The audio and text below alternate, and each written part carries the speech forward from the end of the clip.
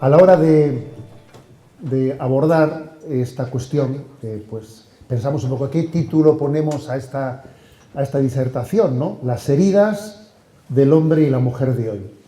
Y bueno, pues alguno me diría, bueno, pues comenzando por el título, ha sido un poco usted un poco negativo, ¿no? Porque ha empezado a hablar de las heridas. Vamos mal, ¿no? Hoy en día se habla de comunicación positiva y todas esas cosas, ¿eh? Y entonces, pues, hubiese sido mejor decir las cualidades del hombre y de la mujer de nuestro tiempo, que claro que las tiene. Claro que hay muchas cualidades positivas, ¿no? Pero a mí me parece que vamos a dejarnos de postureos, ¿eh? Y que estamos llamados a superar las falsas dicotomías entre que si lenguaje negativo, lenguaje positivo, porque muchas veces cuando ponemos toda la atención en esa especie de lenguaje correcto, pues por ejemplo, pues resulta que es mucho más propio de nuestro día decir tenemos que trabajar por una cultura que valore la vida. Vale, muy bien, estupendo, ¿no? Pero eso no quiere decir que no podamos decir que tenemos que luchar para alcanzar el aborto cero. ¿Por qué no lo puedo decir negativo? A ver, yo creo que tenemos que utilizar un lenguaje que nos entendamos fácil. Y de hecho, si os fijáis, el lenguaje de la revelación, el que Dios ha utilizado para hablar con nosotros, es muy clarito. Es un lenguaje que utiliza la forma positiva y la negativa y las compagina fácilmente. Fijaros en los mandamientos de la ley de Dios. Tan pronto se te dice, ¿no? Ama a Dios sobre todas las cosas, como se te dice, no mates, no robes. Se habla en positivo, honra a tu padre y a tu madre, pero también se te dice, no mientas. O sea, el Señor ha utilizado una manera muy directa de hablar con nosotros. Y obviamente ese afirmar las cosas en positivo y en negativo creo que nos ayuda a entendernos, ¿eh? Un lenguaje sin doblez, ¿no? Que quisiera que es... ¿Por qué estoy un poco justificando por qué quiero hablar de las heridas, ¿eh? Alguien dijo que no llegamos a tener la conciencia plena de nuestros pecados hasta que llegamos a sabernos perdonados. Solo cuando te sabes perdonado es cuando te enteras de lo que has hecho mal. De hecho, este domingo, no voy a sacar los colores a nadie de cuál fue el evangelio del domingo, ¿eh? Pero bueno, me imagino que en esta ocasión la pregunta es fácil, ¿no? Cuando escuchamos la parábola del hijo pródigo, ¿en qué momento el hijo pródigo se da cuenta de la gravedad de lo que había hecho? Se da cuenta de la gravedad de lo que había hecho cuando recibe el perdón. El momento en que su padre le perdona, de esa manera dice, madre mía, ¿qué daño he tenido que hacer yo en el corazón de mi padre para que tenga esta alegría por mi retorno? Solo cuando uno ha sido perdonado es cuando se da cuenta de la gravedad de lo que había hecho, ¿eh? Por eso también nos pasa eso con las heridas. La conciencia plena de nuestras heridas solo la solemos tener cuando empezamos a experimentar la sanación de ellas. Por la gracia de Cristo. Solo si ya empiezo a experimentar un poco cómo Cristo me sana de mis heridas, me empiezo a enterar de qué heridas tengo. Porque uno puede tener heridas y no enterarse de ello, ¿eh? Que es lo peor que puede ocurrir. Y es imposible conocernos a nosotros mismos sino desde la mirada de Cristo, ¿no? Sin su mirada no tendríamos la capacidad de conocernos. Hay una frase de San Bernardo muy potente, que la voy a mentar más de una vez en esta charla, una frase de San Bernardo que dice, el desconocimiento de nosotros mismos genera soberbia, pero el desconocimiento de Dios genera desesperación, que es peor todavía. Por eso es muy importante conocernos desde Jesucristo, ¿no? A la luz de su mirada. Y lo cierto es que no podemos bajar al sótano de nuestra vida solos, porque da miedo, ¿eh? Y además no verías mucho, está muy oscuro. No te enterarías de la mitad de lo que hay en el sótano. Necesitas bajar con Jesús, necesitas bajar con la luz de su mirada y entonces conoces muchas cosas y no sientes miedo también de tus heridas, ¿no? En resumen, que vamos a hablar de nuestras heridas, pero no desde una concepción negativa contrapuesta con la positiva, porque igual que cuando hablamos de la pasión de Jesucristo, esa pasión de Jesucristo.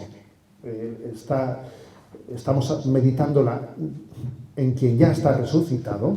También vamos a hablar de nuestras heridas que están siendo también sanadas por Jesucristo. Gracias a Dios, el corazón del hombre no es de quien lo rompe, sino de quien lo repara. Y la última palabra no la tienen las heridas que hay en tu corazón, ¿eh? La última palabra la tiene la sanación de Jesucristo. Algún día, yo escucho a más de una persona decir esto, ¿eh? Benditas heridas que me han permitido conocer a Jesucristo. Que uno pueda hacer la lectura de su vida y decir, yo en mi vida he recibido zarpazos muy gordos, pero gracias a esos zarpazos he acudido, ¿no?, a conocer a Cristo y le he conocido. Y Dios ha servido de esas heridas. Si yo hubiese sido un feliciano, si hubiese sido un happy y todo me hubiese ido bien, posiblemente no hubiese conocido la redención de Jesucristo. Bueno, este es el punto de partida, ¿no?, de por qué vamos a hablar de las heridas. Parto de una imagen de C.S. Lewis, que supongo que algunos de vosotros ya conoceréis, ¿no? A la hora de describir cómo es la cultura cristiana, C.S. Lewis utiliza una imagen que es cómo es este mundo secularizado, esa cultura secularizada europea que ha dado la espalda, ¿no?, a sus raíces cristianas. Y él la compara como cuando uno va por el mar y va navegando y encuentra los restos de un naufragio.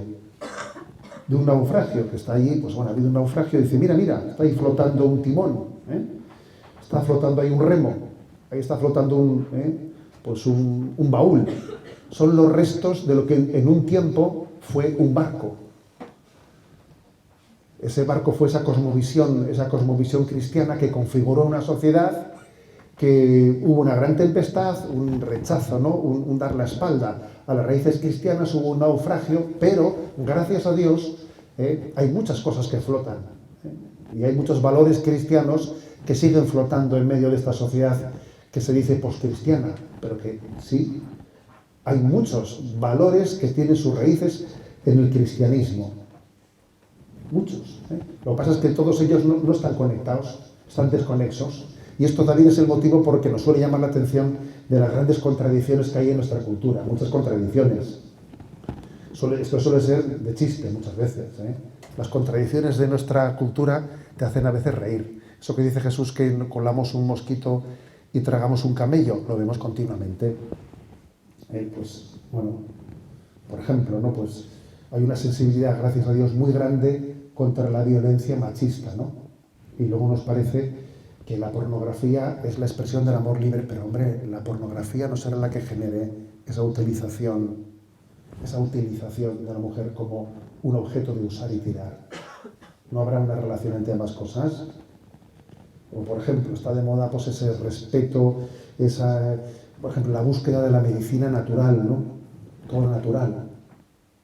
Incluso poniendo así bajo sospecha las vacunas y cosas por el estilo. Y luego me parece lo más normal asumir el recurso a los anticonceptivos, ¿no?, pues como si fuesen un medicamento para sanarnos de alguna enfermedad. Y dices, hombre, pues a ver cómo compaginamos esa sensibilidad ecológica con eso, ¿no? Hay grandes contradicciones, ¿no? Y qué decir, yo recuerdo, por ejemplo, gracias a Dios, ¿no?, hemos pasado la época del terrorismo de ETA, pero yo recuerdo cómo, vamos, haber vivido, ¿no?, en mi juventud, ver que en nombre de la ecología, del respeto al Valle de Leizarán o de la lucha contra las nucleares, haber visto el terrorismo justificar el asesinato, diciendo, pero hombre, pues si en nombre de la ecología asesinamos, ¿qué es esto, no? Y recuerdo pues cómo algunos ingenieros allí en la central nuclear de Lemóniz, etcétera, fueron asesinados en nombre de la ecología. Pero bueno, sí, podríamos mentar montones de contradicciones de esta cultura en la que flotan elementos cristianos, pero falta la estructuración, ¿no? Por ejemplo, el dogma de la libertad, el sacrosanto dogma de la libertad. Todos somos absolutamente libres, no tenemos un pensamiento. A ver, jamás hemos estado más sometidos todos a un pensamiento políticamente correcto. Jamás ha habido más dificultad de que alguien desafine. Y os lo digo por experiencia, porque cuando alguien dice algo que verdaderamente se está saliendo del coro, las resistencias que tiene son tremendas. Al mismo tiempo que abrazamos la ley, hacemos un dogma de la libertad, luego resulta que estamos llenos de contradicciones. Entonces, bueno, pues digamos que nuestra visión es negativa. No es negativa, es decir, es que el cristianismo es muy resistente. La prueba es que no termina de hundirse. Es muy resistente. Ahí está ese remo flotando. Ahí está ese timón que no se va. Por mucho que el barco naufragó, no termina de hundirse. El cristianismo es muy resistente. El reino de Dios sigue actuando. Por ejemplo, permitidme que os comparta una cosa de las que últimamente me estoy fijando más. Porque te fijas, ¿no?, en detalles y dices, mira esto. Por ejemplo, el tema de la publicidad. Que los spots publicitarios suelen ser muy interesantes, ¿no?, por ver en ellos qué valores son los que inciden en la sociedad, ¿no? Y está claro que el materialismo no convence, no llena el corazón, y entonces los spots publicitarios tienen que buscar pues, otro lugar para entrar en el corazón de los que van a ser sus consumistas, ¿no?, los que van a ser los que consuman sus productos. En un tiempo, pues para vendernos un producto se nos decía antes y después, pues yo qué sé, qué eficacia tiene un producto. O se nos decía, esto es barato, pero obviamente en este momento así no se vende un producto. Se están buscando el recurrir a determinados valores. Se están buscando en la propia publicidad entrar en diálogo con el corazón del hombre, abrazar causas sociales. Es curioso, la publicidad hace eso. La publicidad busca abrazar causas sociales. Tenemos que vernos más. Y dice uno, bueno, ¿esto? Y pues los de IKEA te hacen una campaña en Navidades desconectando los móviles. Porque tenemos que convivir en Navidad y desconectamos los móviles. Fíjate tú, ¿no? O se hacen becas de emprendimiento. Es decir, está claro que también los propios spots publicitarios han detectado que hay una evolución de escapar del materialismo en los valores sociales. Y dicen los profesionales publicistas que si en los años 80 el valor principal que tocaba el mundo publicitario era el estético, en los años 80, en los 90 era el de la salud,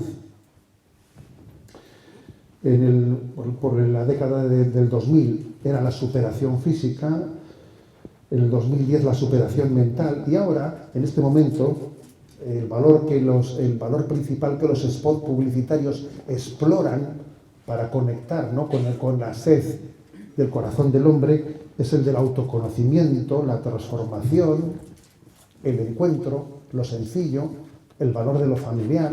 Es curioso, O sea, es decir, es que el materialismo termina por asfixiar. La gente vive en el materialismo, pero su corazón está fuera del materialismo. Vivimos en el materialismo, pero nuestro corazón está fuera de él. Entonces, claro, pues dice uno, ¿y esto qué indica? Pues indica que el corazón del hombre está hecho para Dios, está hecho para Él. Lo que decía San Agustín, que solamente cuando nos encontremos con Él vamos a vivir la plenitud, ¿no? Yo creo que podemos ser optimistas porque el cristianismo es que encaja con esa vocación natural que tiene el corazón del hombre a la felicidad. Ahora, hay un peligro, un peligro, y es que en esa evolución de escaparse del materialismo que he dicho que ocurre dentro de los spots publicitarios, quizás en este momento el gran riesgo, la gran trampa, es la nueva era. La nueva era que se presenta como una alternativa y del Cristo sí, Iglesia no, estamos pasando a un espiritualidad sí, religión no.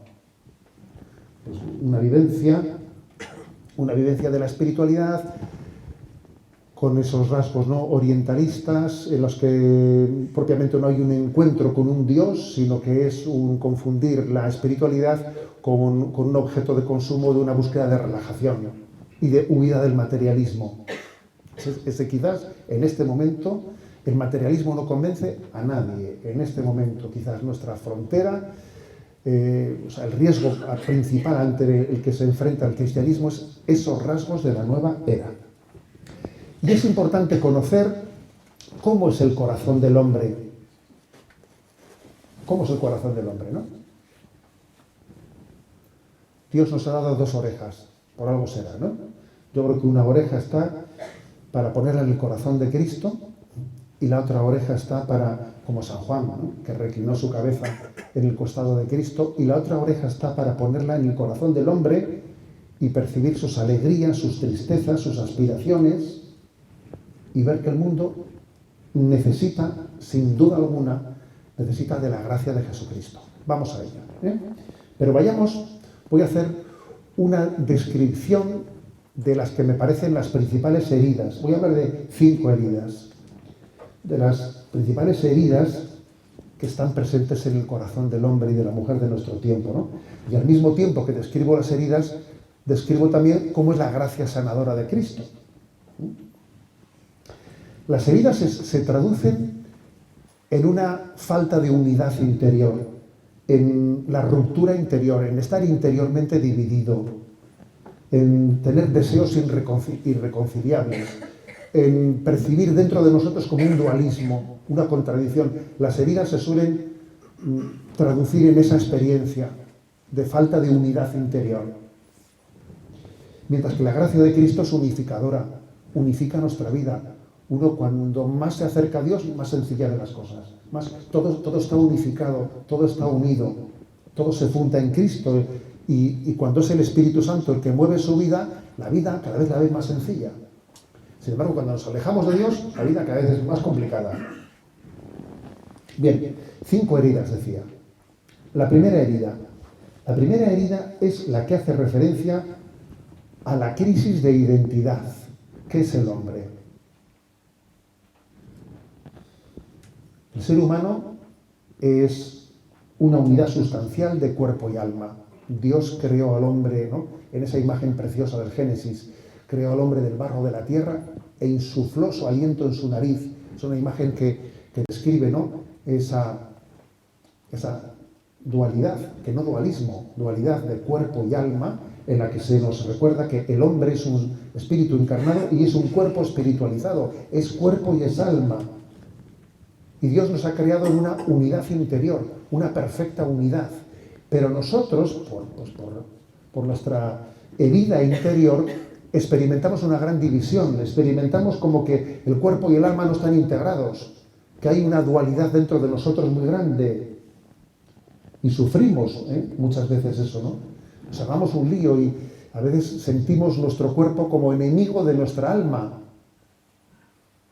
No experimentamos la unidad interior y con mucha frecuencia el hombre, pues su tentación es una alienación. Me voy a poner, ¿no?, a buscar en el orientalismo una alienación que me haga buscar la paz, porque no encuentro esa unidad interior y busco, ¿no?, escapar del materialismo, escapar del hedonismo en un refugio alienante, ¿no?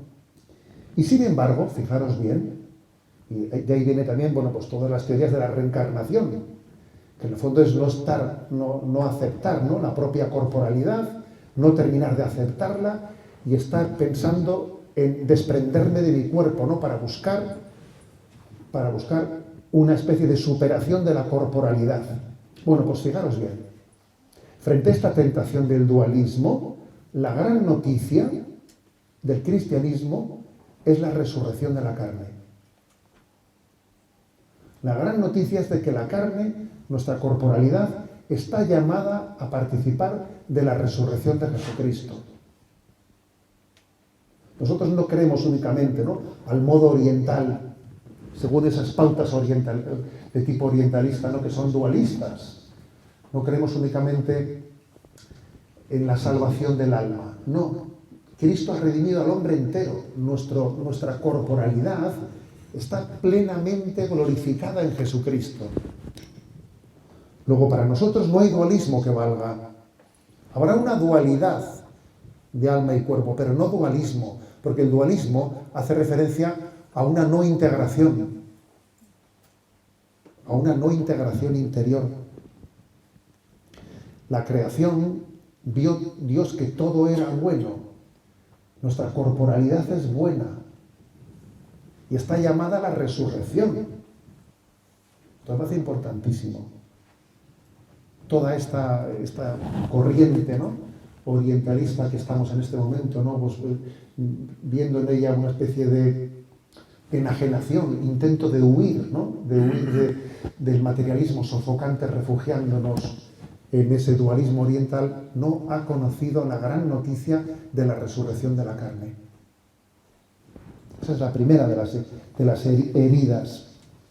La segunda herida es la que hace referencia a la fundamentación de la propia autoestima.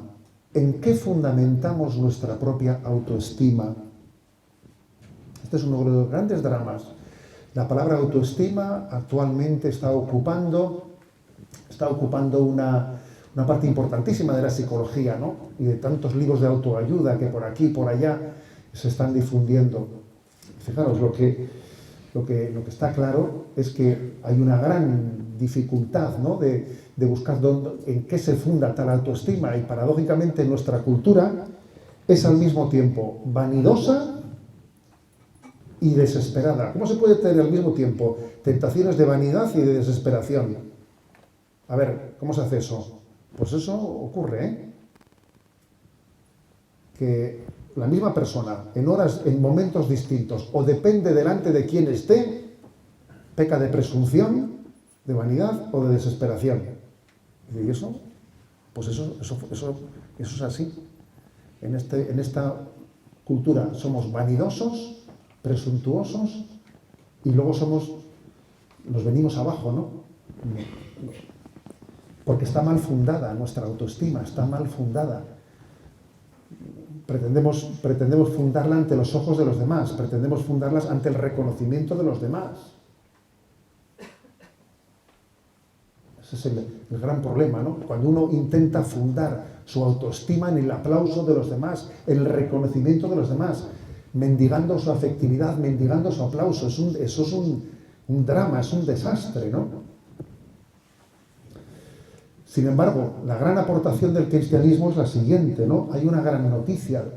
Yo soy amado por Dios, luego existo. Soy amado, luego existo. Existo porque he sido amado. Ese pienso, luego existo de Descartes es terrible, porque es intentar explicarte desde ti mismo. Eso te encierra en un bucle que no va a ningún lado.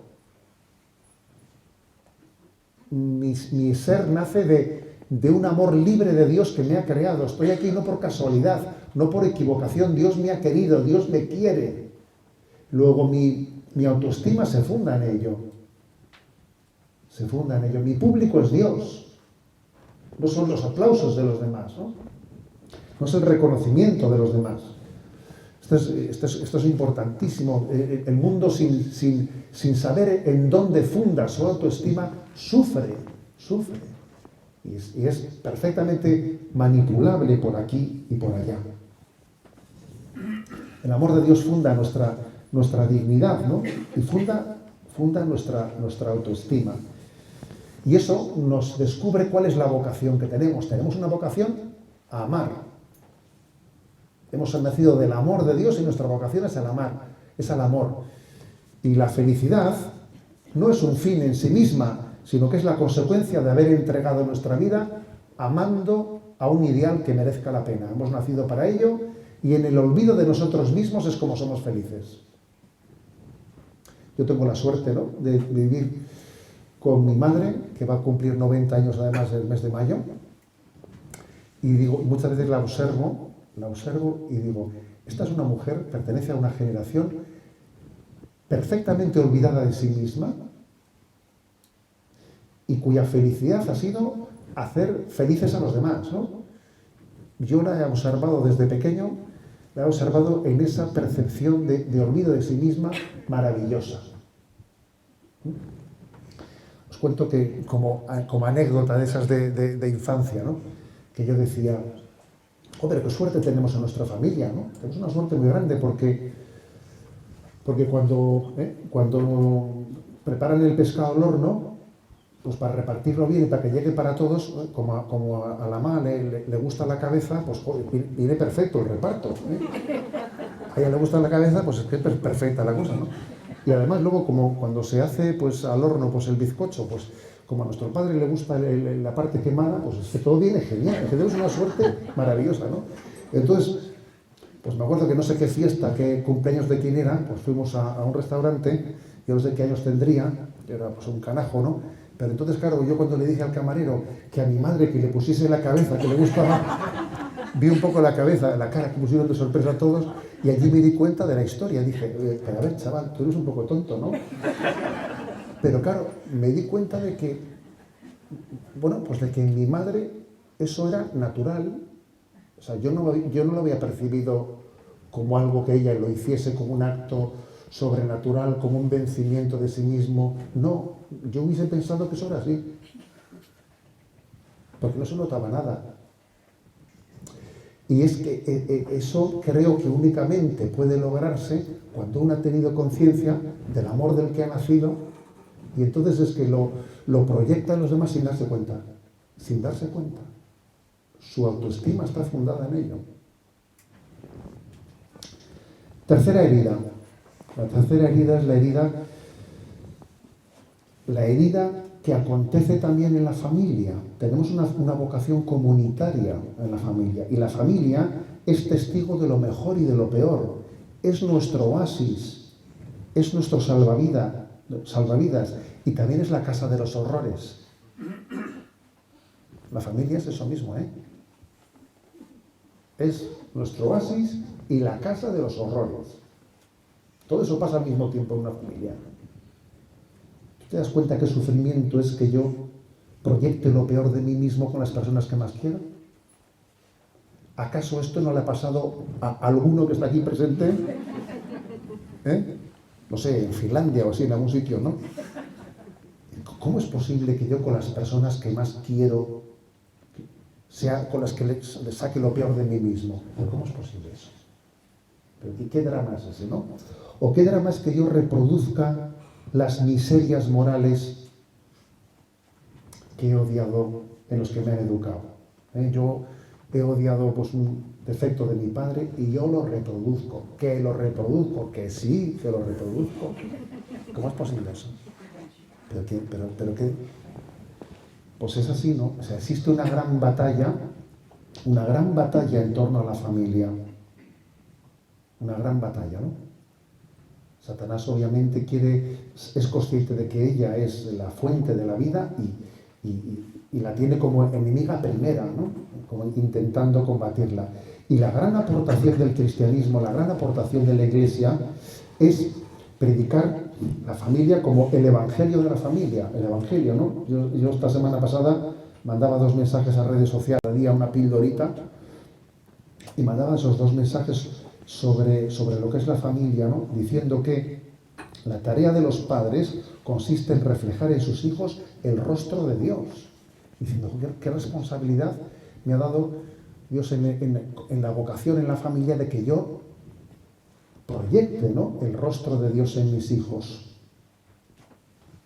Esta es la gran aportación, ¿no?, que podemos hacer para la familia, es nuestra propia conversión. ¿Qué le voy a regalar? Dentro de poco vendrá, pues eso, ¿no? Es el Día de la Madre. El Día de la Madre. ¿Y qué le vamos a regalar?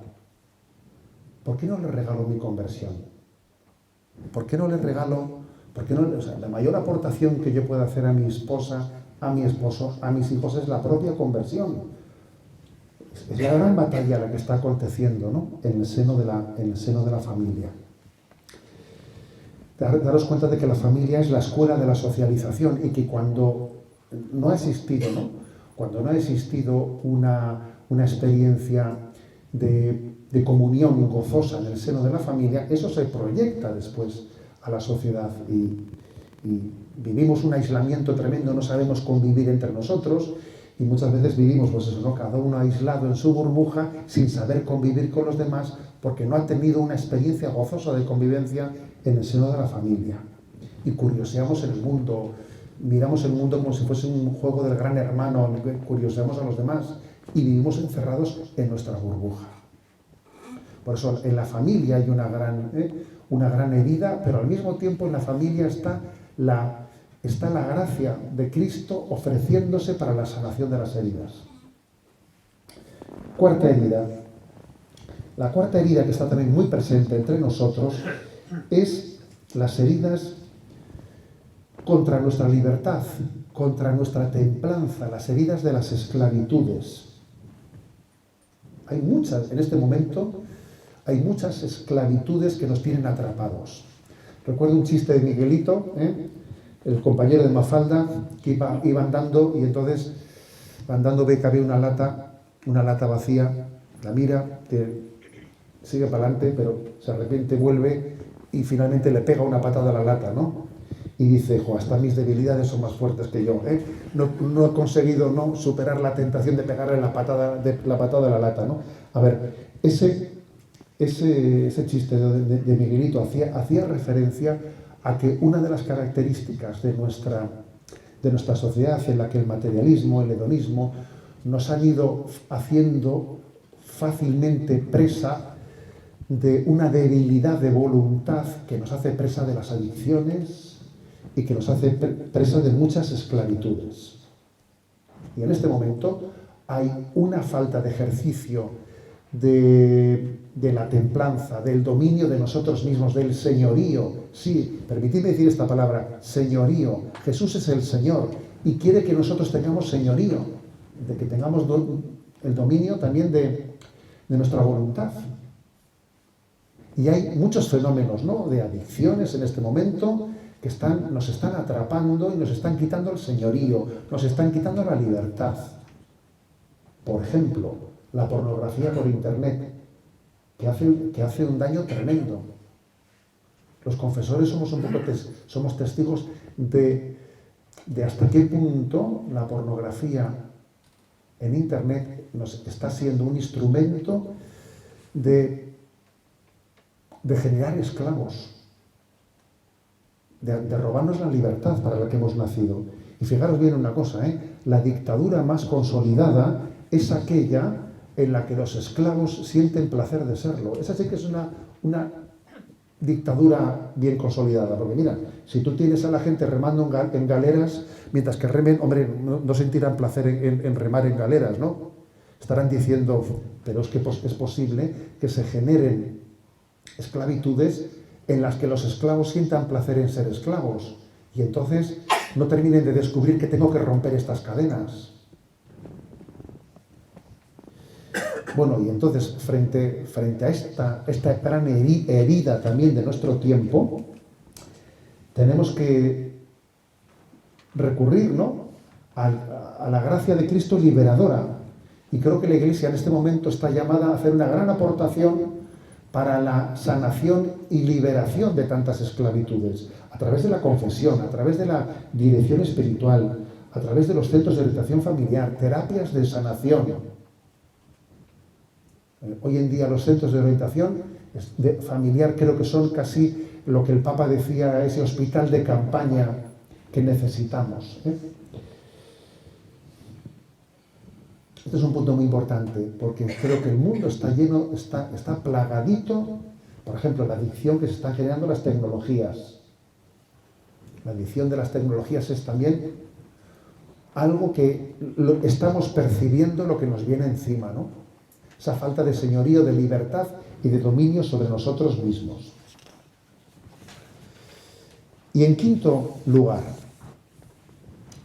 la quinta herida, la ideologización de estas heridas, de estas adicciones. Que esto es lo que entra en el campo de la ideología de género. ¿Qué es la ideología de género? De alguna manera es convertir las heridas en ideologías. es como cuando uno respira por sus heridas, en vez de respirar por los pulmones. Tienes heridas, pero claro, la ideología de género consiste en que tus heridas se convierten en pulmones. Entonces voy a respirar por mis heridas. Esa es la ideología de género. Elevar las heridas a categoría de derechos. Es decir, convertir el fracaso en ideología. Es decir, bueno, pues ya que no tengo templanza, ya que no tengo el dominio de mí mismo, ya que me veo esclavizado, ya que me veo, bueno, pues ya esto lo convierto en un derecho. Voy a rediseñar la antropología, voy a decir que yo en cada momento hago lo que me da la gana. Bueno, cuando alguien dice yo hago lo que me da la gana, es que la gana, esa señora manda mucho, La gana es una dictadora. La gana te tiene agarrado por el cuello. Tú haces lo que te manda y tú obedecer. Es que es curioso, ¿no?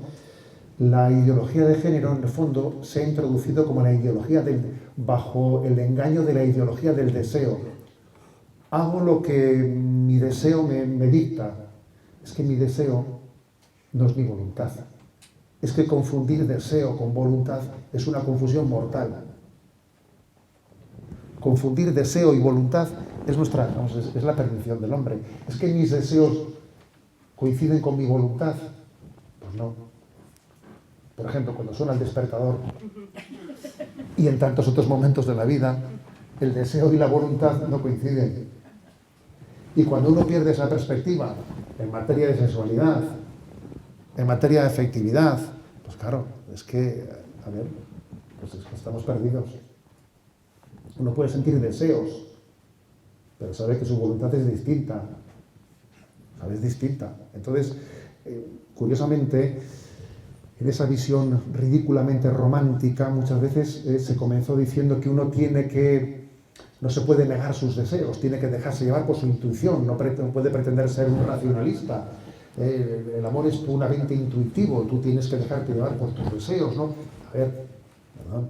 Esa es una visión absurda, irracional de la afectividad, en la que el hombre acaba siendo esclavos de sus deseos, ¿no? Y confunde deseo con voluntad. Por eso repito que la ideología de género, en el fondo, es la que ha elevado las heridas del hombre a categoría de derechos. Las heridas a categoría de derechos. Y ha convertido las heridas en unos pulmones, cuando no estamos llamados a respirar por nuestras heridas, sino estamos llamados a respirar desde la razón, desde la revelación, obviamente.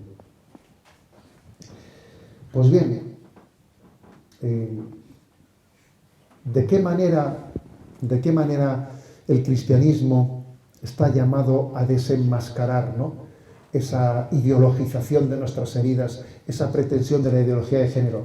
Pues primero, vamos a ser claros, yo creo que haciéndonos muy humildes en el conocimiento de la verdad. Hay un refrán que dice que si no vives como piensas, acabarás pensando como vives. Claro, esto es lo que ocurre con la ideología de género. Si uno no vive como piensa, acabará justificando ideológicamente lo que tenga que justificar para así dar un marco ideológico a su desorden de vida. Creo que el cristianismo está llamado a decir, no te engañes, no te engañes. Es decir, es tu propia conversión la que te va a llevar a descubrirte a ti mismo, ¿no? Dios te ha creado bien y vio Dios todo y era bueno, con lo cual no te avergüences de tu naturaleza, de tu ser creado por Dios, de tu masculinidad, de tu feminidad. No te avergüences de ella, ¿no? Y al mismo tiempo el cristianismo te dice, existe un pecado original, que es distorsionador. Y por lo tanto, no pienses que todos los impulsos que pueda tener nuestra naturaleza, o que todos los deseos que puedan nacer en un momento, son deseos que coincidan con el bien de la naturaleza, o con la verdadera voluntad del hombre, aprende a distinguir, ¿no?, entre deseos y voluntad, y descubre el respeto a tu propia creaturalidad. Creo que esta es una gran aportación, ¿no?, del cristianismo, para que las heridas no terminen constituyéndose en derechos y en nuestra ideología predominante, ¿no? Bueno, pues clave de respuesta frente a estas heridas, aunque ya he ido apuntando, ¿no? He ido apuntando de una y otra manera distintas respuestas. Cuando uno va por los aeropuertos, que estuve la semana pasada en 2 días en Roma, y haces pues en Barajas o donde sea, o donde te toque, en Barcelona, el cambio del avión para ir a Roma, te metes un ratito, si tienes, en las librerías, y te das cuenta de que están llenas de libros de autoayuda, ¿eh? Algunos serán mejores y muchos son una basurilla, ¿eh? Entonces, dice uno, ¿qué hacemos? ¿A quién recurrimos frente a todas estas heridas? A ver, yo creo que hay una cuestión clave. Hay alguien que te quiere ayudar. Hay alguien que te está buscando. Y ese es Dios, ¿eh? El hombre que tiene tantas heridas y al mismo tiempo tenga que producir libros de autoayuda, a mí me recuerda mucho a un hombre que está muerto de hambre mientras está sentado sobre la trampilla que cierra la despensa de la bodega, que está sentado encima de la trampilla de la bodega, ¿sabes? Ahí tienes la despensa.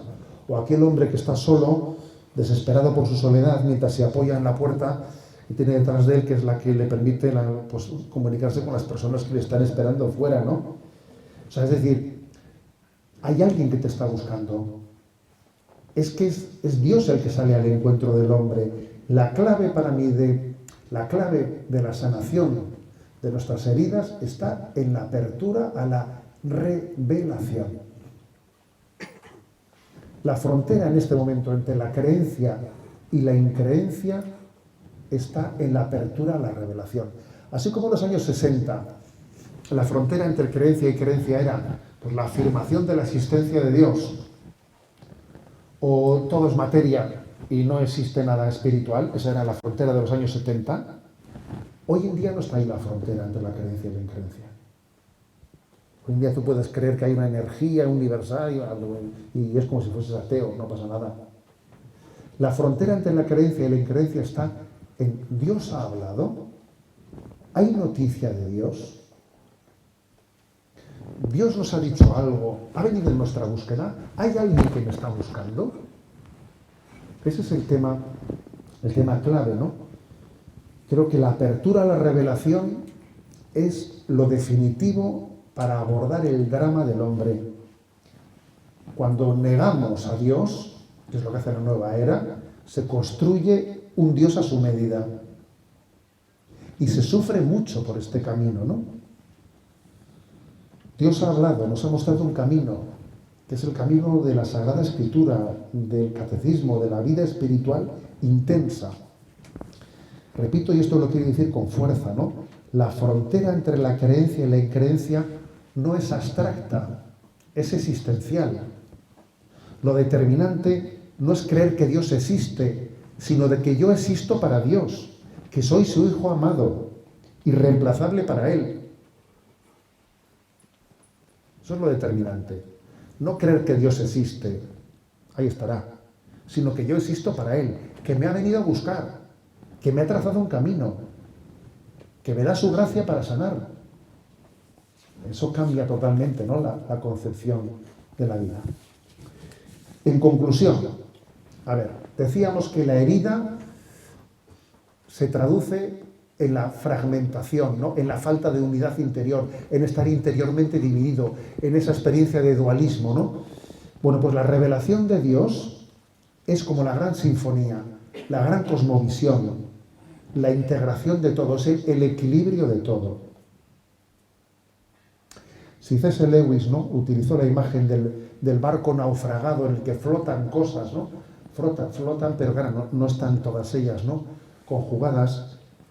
Nosotros volvemos al arca de Noé. Y esa arca de Noé que en medio de esa gran inundación, ¿no?, pues fue la salvación del género humano, es la Iglesia. Es la barca de Pedro, es la Iglesia, en medio de la cual hay una gran sinfonía, ¿no? Yo he tenido la suerte, les voy a decir que es de las cosas más hermosas que me han tocado en mi vida, de explicar el catecismo de la Iglesia Católica en Radio María. De haber recibido, decir, venga, puntito por puntito cada día, ¿no? Y si no hubiese tenido que hacerlo, posiblemente mi lectura del catecismo hubiese sido mucho más superficial. Pero claro, tener que explicar punto por punto hace que te fijes mucho más, ¿no?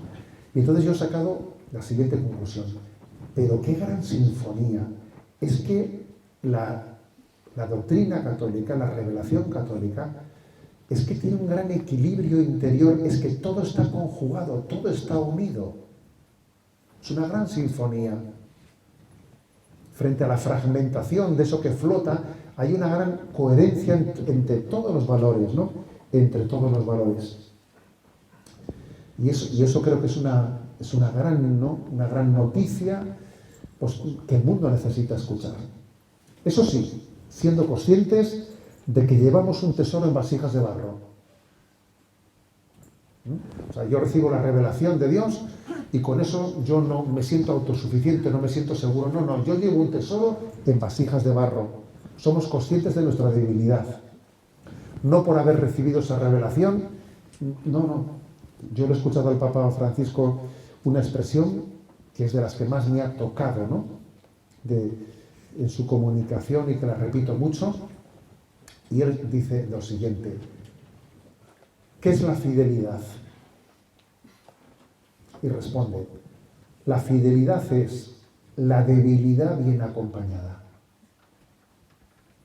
La fidelidad no es ser un Superman, un Sandokan, un tío que es súper seguro de sí mismo. No. Yo lo puedo todo. No. La fidelidad es la debilidad bien acompañada. Tenemos heridas, pero lo importante es que nos dejemos acompañar. Por cierto, ¿qué estamos haciendo aquí? Yo creo que nos estamos dejando acompañar. Digo yo, ¿no? ¿Qué hacemos aquí?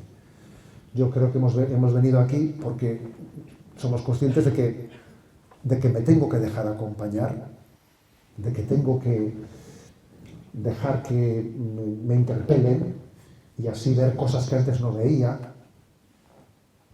Y quizás, ¿no?, a partir de una cosa que he visto, llevarla a la confesión y ver quién me puede acompañar en ella. ¿No? ¿Qué es la fidelidad? La fidelidad es la debilidad bien acompañada.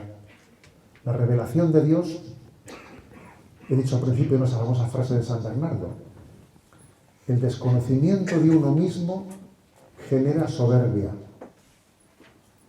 pero el desconocimiento de Dios genera desesperación. A ver, conocemos a Dios, tenemos esperanza. Él nos quiere sanar, pero además también quiere que tengamos un conocimiento de nosotros mismos que nos haga humildes. Y entonces la revelación de Dios nos da los medios de sanación para que en medio de tantas heridas, ¿no?, tantas heridas que se están forjando en esta sociedad, pues podamos tener ese acompañamiento de Cristo que nos garantiza, ¿no?, que el que comenzó en nosotros la obra buena, Él mismo la llevará a término. Bueno, lo dejo aquí y si os parece tenemos un ratito de diálogo. ¿Os parece? Buenas tardes, Luis. Lo primero de todo, muchísimas gracias por su brevísima exposición. Pero si lo más racional aparentemente es lo más cristiano, ¿por qué cree usted que vamos tan acelerados en buscar lo irracional? ¿Por qué el hombre está con esa tendencia tan acelerada hoy en día de ir hacia lo más irracional, que al final parece que es lo más anticristiano? A ver, si os fijáis, en nosotros, en nosotros hay una doble... La doble faceta que nos configura es, por una parte, la racional y, por otra parte, la afectiva. La afectiva. Entonces, nuestro mundo se caracteriza por una ausencia de racionalidad y por un exceso de emotividad. Yo creo que eso nos damos cuenta. Ojo, no solo se ha atacado la religión en las escuelas, también la filosofía. al mismo tiempo que se ha intentado arrinconar la religión, se ha intentado también arrinconar la filosofía. Ha sido la Iglesia la gran defensora de la filosofía en la historia. Pues hay un déficit muy claro de racionalidad. Al hombre se le manipula mucho más fácil por lo emotivo. Desde las emociones se manipula mucho más fácil. Por ejemplo, el mundo del cine, el mundo de Cannes. Tú, por ejemplo, a la hora de introducir ahora la eutanasia, ¿qué es lo que se está haciendo? Pues hombre, pues tú pones la famosa película de Ramón Sampedro, ¿no? Mar adentro. ¿Qué era aquella película? Pues un ataque a la emotividad. A ver cómo yo, de alguna manera, pues fíjate tú, pues, cómo podemos ser tan crueles, etcétera. Es el ataque a la emotividad. Cuando, por ejemplo, se quiere introducir pues, el aborto, ¿qué se hace? Pues recurrir al caso extremo que toque el corazón, etc. Estamos siempre utilizando, ¿no?, esa especie de explotación de la emotividad con una ausencia, una carencia muy grande de racionalidad para, desde ahí, introducir las ideologías, pues lo que es la ideología de género, etcétera, que necesita que haya una especie de eclipse de la razón para poder introducir eso finalmente no su nueva concepción de, bueno, pues de la vida, ¿no?, el nuevo orden mundial. Para que el nuevo orden mundial sea introducido hace falta un cierto eclipse de la razón. Por ejemplo, lo que ocurre es que estas cosas entran poco a poco. En el debate del aborto hubiese sido imposible que en el primer momento, cuando se introdujo el aborto en el año 82, creo que fue, ¿no?, se hubiese dicho, existe el derecho al aborto. Por Dios, eso no hubiese dicho en aquel momento nadie. En aquel momento se empezaba, pues eso, a poner el ejemplo de que si pues el caso más lacrimógeno que uno quiera poner, y finalmente, con el paso del tiempo, se habla del derecho al aborto. Por ejemplo, en este momento, pues cuando se introduce el debate de la eutanasia, nadie va a decir, existe el derecho a suicidarse. A ver, eso no se formula así, de entrada, más bien. Yo creo que, por lo tanto, ¿no?, existe al mismo tiempo que existe un ataque al cristianismo en sus valores, existe un ataque a la razón en sí misma. Es un oscurecimiento de la razón, el que va de la mano de la descristianización.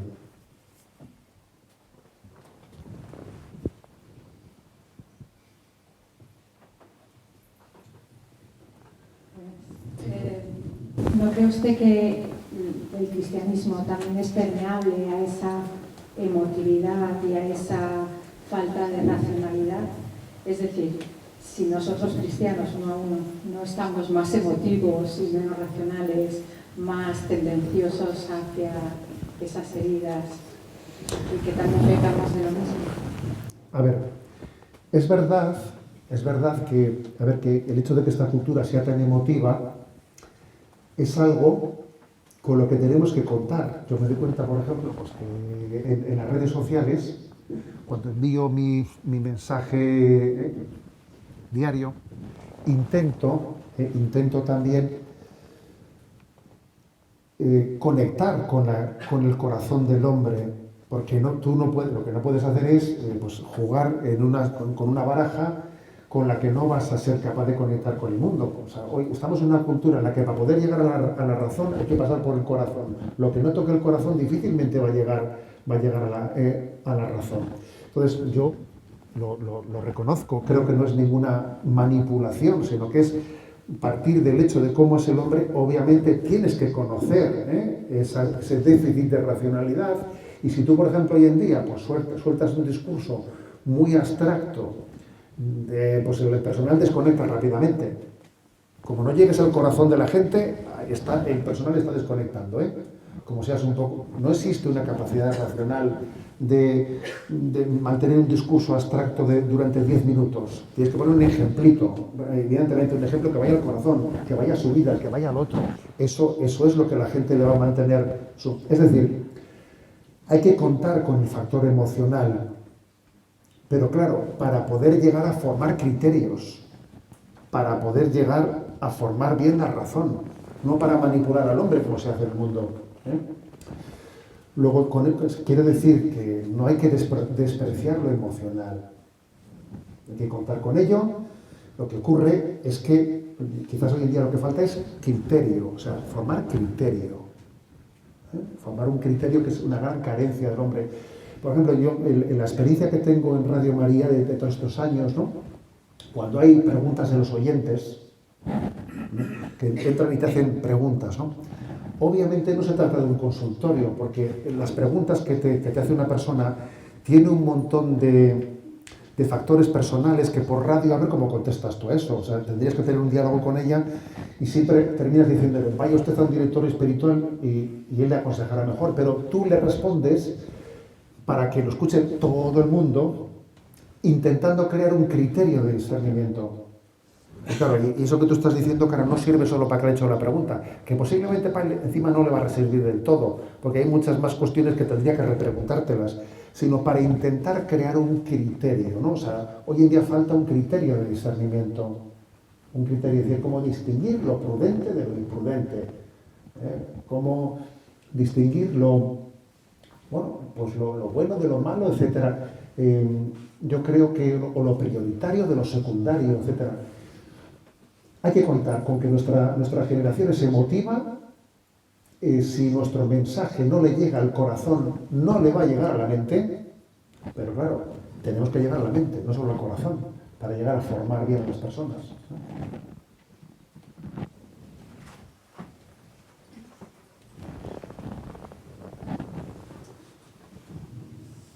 Caixo, pues Ignacio, no. Eso sí, el euskera, lo habéis pillado. Estoy un poco nervioso porque está aquí mi novia y está pasando muy mal.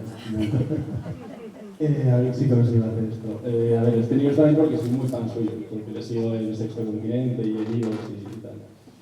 Y bueno, en realidad mi pregunta va a ser por último.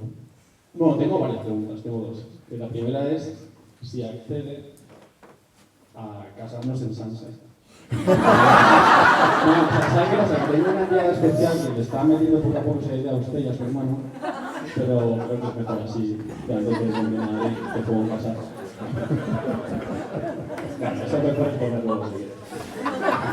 ¿Y la segunda cuál era? No, la segunda es que no, o sea, igual que estas ideas se han metido poco a poco, yo me pregunto si no habrá que reconquistarlas poco a poco, porque yo veo que un tema como el aborto, por ejemplo, ¿no? Es que igual es un poco, no sé, facilón este argumento, ¿no? Pero tú vas en el metro, estos pensarán como yo, es que es muy jodido, pero ya mi trabajo, vamos. Y lo mismo con cualquier otra idea, yo te cuento con el matrimonio homosexual. Y claro, entonces, a veces pedimos a nuestros políticos o a los más afines que venga, vaya, ¿no? Defiéndelo, corre. Pero es verdad que a veces es un suicidio civil. Bueno, no sé, es que no sé cómo sería. Dios ha querido que me calle. A veces no sé cómo se tiene que hacer esto, si ser tan limpillo y hacer como han hecho ellos poco a poco ir ganando terreno, o como los primeros cristianos con el vecino, con el amigo, o todo a la vez, o de golpe, o a las armas, no sé. Mira, por ejemplo, ¿no? Por ejemplo, supongo que muchos vimos ayer la entrevista del Papa con Évole, ¿no? Que yo decía, madre mía, esta entrevista cómo va, ¿no? Y, por ejemplo, fue impresionante, ahora que has hablado, ¿no? Pues de matrimonio homosexual y ahora que has hablado del aborto, fue impresionante esos dos temas, ¿sabes? Cómo los abordó. Yo dije, madre mía. También pensé y dije, mira,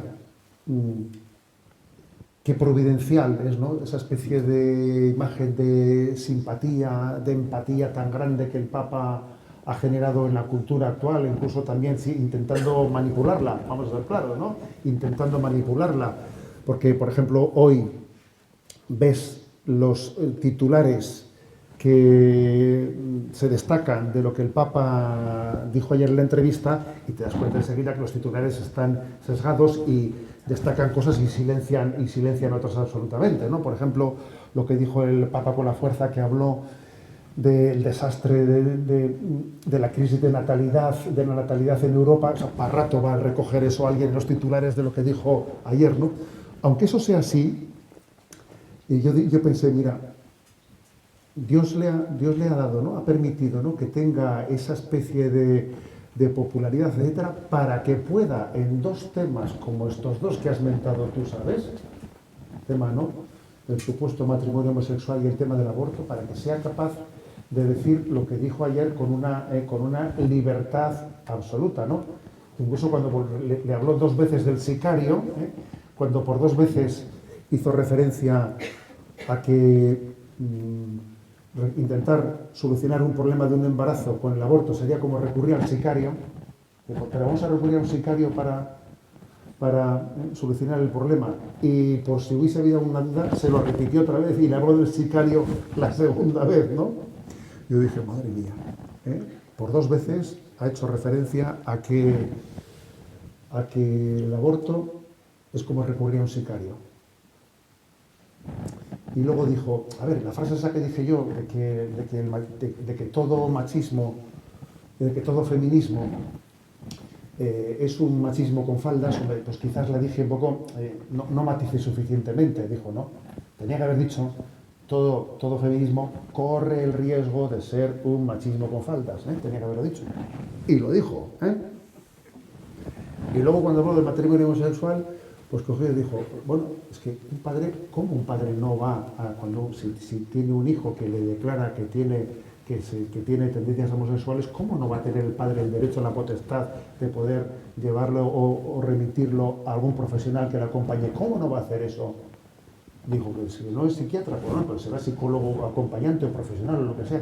A ver, que el Papa haya dicho eso en público, en horario de máxima audiencia, o sea, también proclama hasta qué punto podemos llegar a ser, tenemos que ser, ejercer, ¿no?, pues la libertad profética de decir algo ante un mundo que se escandalizaría, ¿no? Pero también es verdad que al mismo tiempo el Santo Padre ha tenido la capacidad de tener una cosmovisión en la que se integran todas las cosas, porque es muy importante que, claro, la autoridad moral viene cuando defendemos el mensaje cristiano en toda su integridad, no de una manera fragmentada.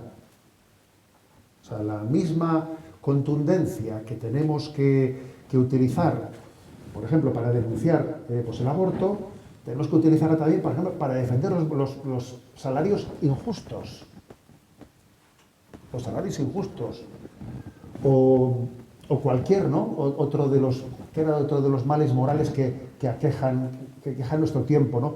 Es muy importante para poder tener autoridad moral, ¿no?, en la predicación, tener una cosmovisión íntegra, no parcial, del mensaje cristiano. De ahí que lo del catecismo de la Iglesia Católica a mí me parece que es la bomba, porque en el catecismo de la Iglesia Católica no hay tema que no sea tratado, todo ello es una gran cosmovisión y no hay nada que quede al margen, ¿no? Por ejemplo, cuando se habló de la denuncia de decir, ¿y cómo es posible que el Estado español esté vendiendo armas a Arabia Saudí? O barcos. Es que si no hacemos los barcos, los de los astilleros se van a quedar en paro. ¿Por qué? A ver, es que entonces para que tengan trabajo vamos a seguir construyendo armas para que las utilicen de una manera... Es que claro, es que para poder tener autoridad moral en la predicación del mensaje cristiano, para poder tener la autoridad moral de decir lo que dijo con respecto a la homosexualidad, también hay que decirlo con respecto a la venta de armas a Arabia Saudí y a Yemen. Entonces yo creo que también es una gran lección de que la libertad también se consigue, se alcanza no por un seguidismo de ideologías, sino porque mi público es Dios, y mi cosmovisión es la cristiana. Y no estoy sujeto ni a otro tipo de ideologías, ni a otro tipo de intereses. Entonces, bueno, pues es que esa libertad interior, ¿no?, de tener esa cosmovisión cristiana, tenemos que pedirle a Dios la gracia de tenerla en toda, ¿no?, la coherencia del ser cristiano. Y de lo primero ya hablaremos.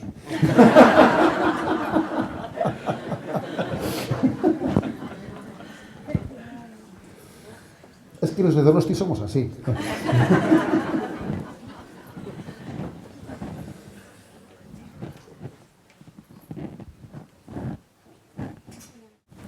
reflexionaba sobre lo que dijo de que la experiencia principal es sentirse hijo amado. Y eso hoy no es tan fácil. Cuando en las relaciones de familia o relaciones de comunidad, incluso dentro de la iglesia, tener esa experiencia de ser hijo amado, ¿no?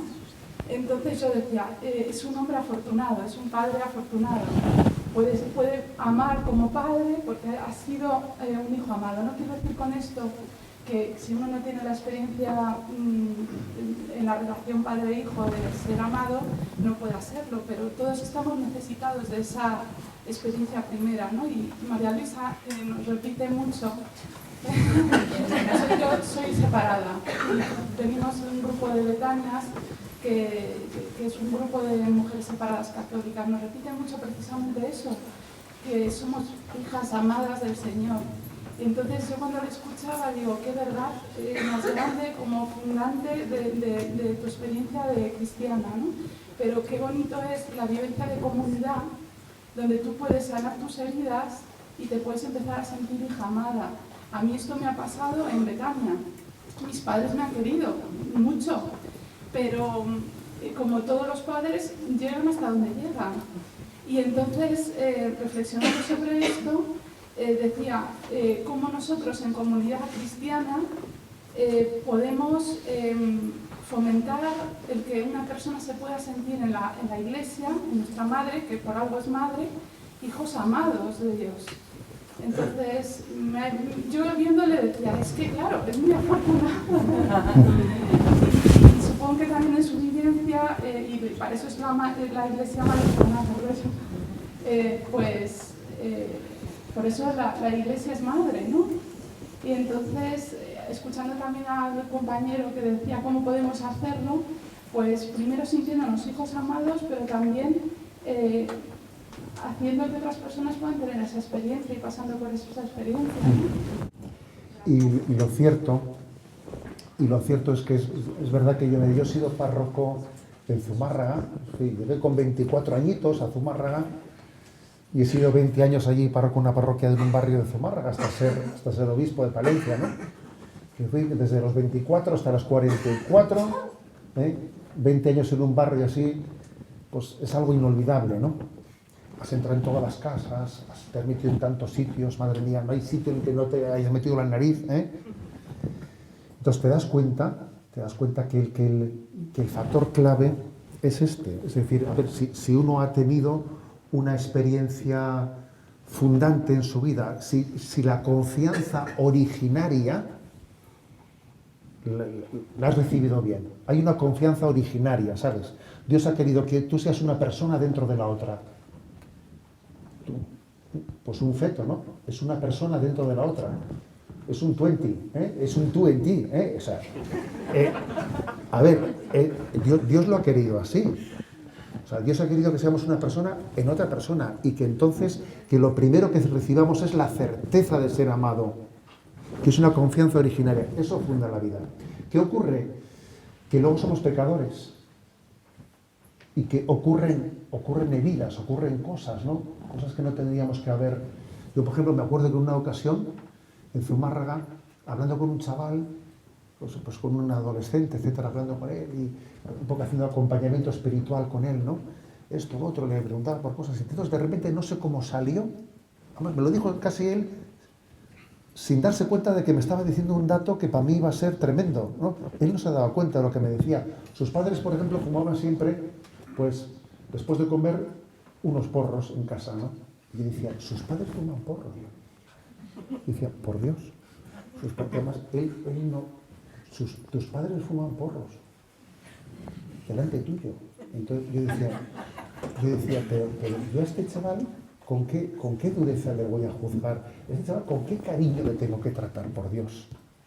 Entonces yo me di cuenta que yo tenía que hacer, sacar de mí pues todo el cariño, la ternura, para tener la paciencia, el cariño, la exigencia al mismo tiempo con ese chaval, pues porque el mundo está lleno de heridas y Dios ha querido que la iglesia sea una comunidad, o sea, la iglesia sea una familia, o sea, igual que la familia es una iglesia doméstica, igual que la familia es una iglesia, nosotros, la Iglesia, estamos llamados a ser una familia que en gran medida esté supliendo las carencias que hemos tenido en el seno de la familia. Entonces sí, la experiencia de la comunión en el seno de la familia, vosotros la habéis conocido, lo que es Betania para vosotros, habéis visto que en la Iglesia habéis recibido una experiencia de sanación y de comunión que en la vida, que en la familia natural no la tuvisteis. Entonces, la Iglesia y la familia salen en socorro una de otra. Se ayudan mutuamente. Se ayudan, ¿eh? También les voy a decir que yo, siendo un curita joven, de 24 o 25 años, tú fíjate, eres un pipiolo, ¿eh? Que me acuerdo que la primera vez que llegué a Zumarra, pues, ¿sabes? Con mi Clermán, todo el mundo me miraba con el Clermán, pues, ¿sabes? Y me acuerdo que una señora me viene y me dice, oiga, en la pollería ha habido pues una apuesta, ¿no? Entonces decían que a ver si usted aguantaba hasta Navidades con el Clermán o no.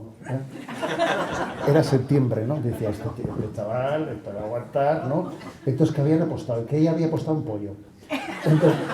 Entonces yo le dije, bueno, pues usted yo he apostado que sí. Y le dije, bueno, pero si gana ella me invitará al pollo, ¿no? Le dije. Entonces, claro, es curioso, ¿sabes? La presión que tú, pero al mismo tiempo os voy a decir que yo, o sea, siendo un pipiolo, por ejemplo, algunas familias, en aquel momento, en algunas familias cristianas, algunas había, ¿no? Te invitaban el sábado a la noche a cenar con ellos. Y tú eras un sábado, entonces fíjate, ¿no? Tú ibas a cenar con ellos y veías una familia numerosa que sentaba allí a todos los hijos alrededor y además cada uno iban colocados porque cada uno ayudaba al siguiente, ¿no? Entonces tú decías, oye, tú fíjate esta familia, estos no tienen, o sea, estos padres lo dan todo, no tienen para ellos un metro cuadrado. Déjame, aquí tengo mi independencia, ¿no?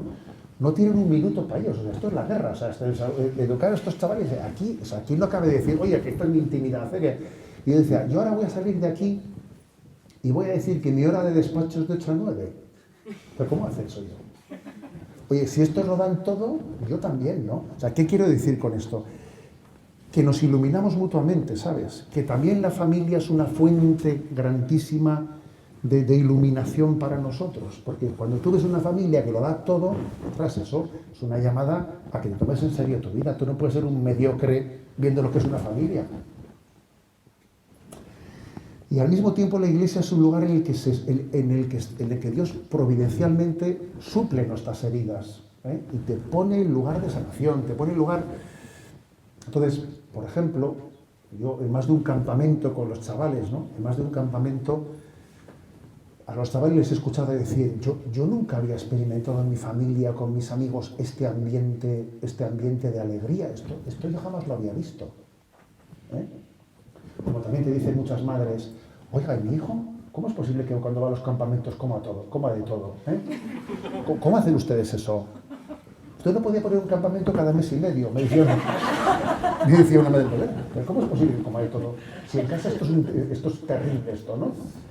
A ver, o sea, la Iglesia está llamada a ser también un lugar en el que haya una experiencia, ¿no?, de vivencia comunitaria gozosa que sane muchas carencias de lo que acontece en las familias. Y viceversa, ¿sabes? Y viceversa. De la familia recibimos muchísimo.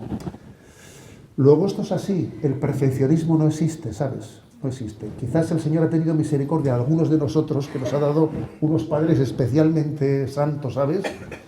Y también entiendo que con nosotros ha tenido, pues porque igual después ha querido que tengamos un suelo firme, para que aunque vengan muchas tortas, ¿sabes?, tú dices, pero el suelo es firme, ¿sabes? Que eso es muy importante. Yo ha habido muchos momentos en mi vida en los que te ha llovido de todo, que yo me acordaba que el chaval de los porros. Y he dicho, pero yo, a mí, si me zurran, que me zurren, ¿no? Tengo un suelo firme. O sea, no sé, el Señor también a cada uno le pide lo que tiene que pedirle en base a lo que le ha dado, ¿sabes? Él es buen pedagogo, ¿no? Y entonces, pues oye, pues estamos para ayudarnos, ¿sabes? Yo no creo que no hay que envidiar a nadie, porque el don que Dios me dio a mí es para ti. Y las heridas que tú hayas tenido son luz para mí. Luego, no hay que envidiarse mutuamente. Todo ha sido providencial. Tu herida, mi madre, todo es providencial, porque al final existe pues una sinfonía dentro de la Iglesia que entre todos hacemos uno. Yo a veces doy un poco de cachondeo, suelo decir, aquí entre un tuerto, un cojo y un manco, entre todos hacemos uno. Porque Dios ha querido que tengamos esta especie de bueno, pues que nadie es autosuficiente, ¿sabes? Que entre todos nos complementemos, que al final es una especie de complementarse entre nuestras debilidades, ¿sabes? Que Dios nos hace fuertes.